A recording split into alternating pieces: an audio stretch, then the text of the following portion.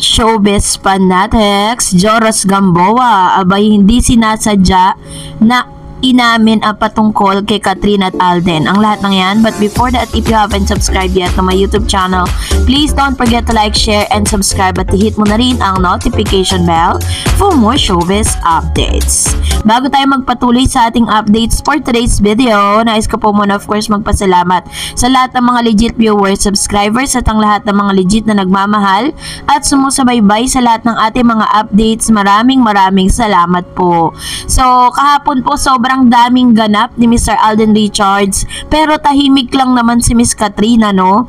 Nakita natin na talagang kabi-kabilaan pa talaga ang ilan sa mga ganap nga ng magkabilang kampo ni Kathryn at ni Alden. Tapos, to give you, para po lang, itama lang yung last upload natin, na ang kanila pong official na pag-alis papunta po ng Canada para po sa kanilang taping ng HLA is this coming end of July. Yan, sa end of the week ng July. So, doon na po pala sila mag-uumpisang mag-taping. Pero as of this moment is, ang dami pa nilang mga errands at ang dami pa nilang mga schedule to attend. Kaya talagang medyo nadidelay yung kanilang pag-alis. Pero anyways, tuloy na rin naman yan dahil na-launch na po ng GMA at ABS-CBN yan sa publiko. Kaya inaabangan na po yan ng maraming mga netizen. Ako po sobrang excited na dahil isa rin kami sa mga moviegoers. Kaya naman, abang-abang lang tayo guys. And this time, ito na nga kasi kagabi po, July 7, 2024, naganap na po yung tinatawag na Eddie's Entertainment Editor's Choice, Society Philippines Entertainment Editor's Speed, kung saan naganap na po yung kanilang 7th Eddie's Entertainment Editor's Choice sa ceremonial hall ng Marriott Grand Ballroom Newport World Class Resort sa Pasay City. May red carpet na 6 PM na hinost po or nag-host po dito si Mr. Poo. Ang kanila pong team is Modern Filipiniana and motif ng award ceremony na i-host sina Janine Gutierrez, Gabby Garcia at Jake Ejercito. Ito ay sa direksyon ni Eric Quezon na siya ring nag-direct ng Eddies last year. So, dahil po dito is marami pong naghanap kay Kathryn at kay Alden, at isa rin dito sa mga ganap nung na-interview po si Joros with regards dito po kay Alden at kay Kathryn. Panoorin natin ito. At bilang kaibigan ng dalawa, ikaw ba, boto ka kung sakaling mag-level up ang relasyon ni Alden at Kathryn? Alam niyo ako kung sino ang para kanino at sino ang mahal nino, doon ako sa kanila. As long as, kumbaga, keep lang nila si God sa center ng relationship nila, all is good ako. Hindi na nga napigilan ni Joros Gamboa na maglabas ng kanyang saloobin nang matanong siya patungkol sa tunay na score or the real score between Alden Richards and Kathryn Bernardo.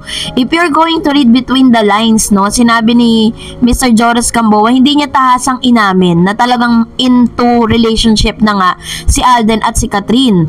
Pero sabi niya sa dulo, as long as na ang sentro ng kanilang relationship ay si God. Tingnan nyo, ang sentro ng kanilang relationship ay si God, talagang all goods. Kumbaga parang sinasabi niya na kung ibabase natin sa statement niya, parang inamin niya na talaga na may relasyon na po talaga in real life itong si Kathryn at si Alden, Isa lang po talaga yung tinitignan natin dito, yung point of view ko lang kung bakit until now may mga nababasa kasi akong comments na malapit po sa kanila na parang sinasabi po dito na ayaw po nila na isa publiko yung kanilang tunay na relasyon. Hindi dahil sa dating ex-boyfriend, hindi po yun.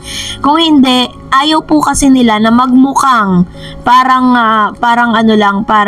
for promo. Yun yung iniiwasan po kasi ni Alden at ni Kathryn. Baka kasi isipin ng lahat na kapag umamin po sila sa mga pagkakataong ito, ay sabihin for promo lang yung ginagawa nila dahil may movie sila. So parang mababahiran ng showbiz yung totoong relasyon na meron po sila.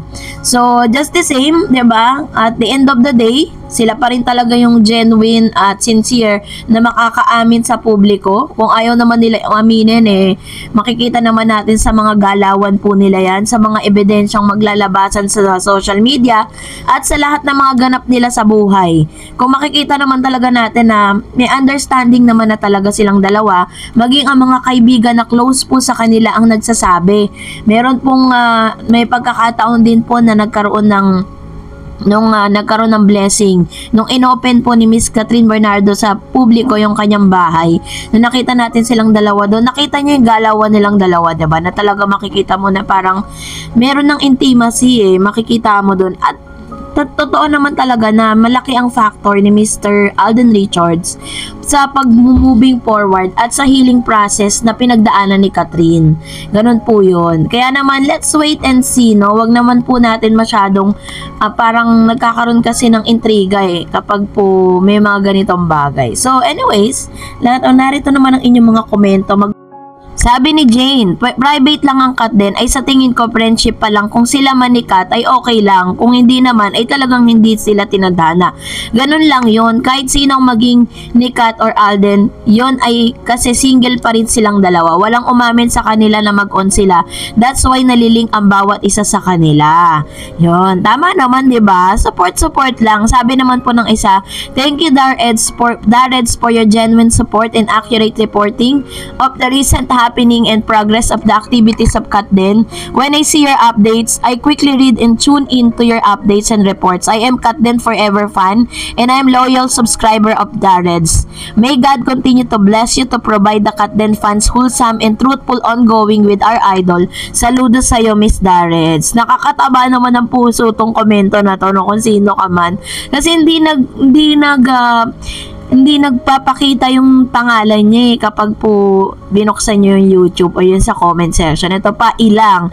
Thank you po sa update kasi nag-worries po talaga ako sa kung ano na ba talaga ang lagay ng relasyon ng Kat din. Minsan po talaga ayaw ko nang manood kasi ayaw ko nang nabasa ang Kat din. Nakakapag-alala po. Thanks sa update niyo, nabuhayan po ako ng loob. Sabi ko sa inyo, kapit lang, 'di ba? Kapit lang tayo. Kung dumating man yung pagkakataon na umamin na po sila na talagang they are goods, okay na po yung relationship nila, edi everybody happy. If hindi naman po, ang mahalaga, sinuportahan natin sila. And of course, sabi pa dito, napanood ko yan mismo, kausap ni Coco mismo si Digit Cats, inviting the two of them sa Batang Quiapo. That's it. Kasi po meron kasing yung last update natin na parang sinasabi nila si Catherine Bernardo daw yung bagong papasok. And finact-check natin na ang totoo po talagang papasok ngayon sa bagong character is Miss Kim Rodriguez ng yung sa Bubble Gang dati. Siya po yun. And according to Joros Gamboa sa interview niyang napanood ko mga last week pa daw ng July, sisimulan yung taping nila ng HLA sa Canada. Ayun yung sinasabi ko na dahil sobrang dami pang ganap ng Kat din, ni Catherine at ni Alden ngayong July, possibly is lilipad sila going to Canada this coming end of July, end of the week. So, ito rin po yung confirmation na sinabi ni Mr. Joros Gamboa patungkol dito. Kaya, tatapusin muna nila lahat para at least, diba? Kaya pala itong si Alden, sinasabi niya na meron siyang mga world tour, diba? So, that's it for today. For more videos and updates, please don't forget to like and subscribe. And please don't forget to follow my Facebook page, Dareds TV. God bless everyone!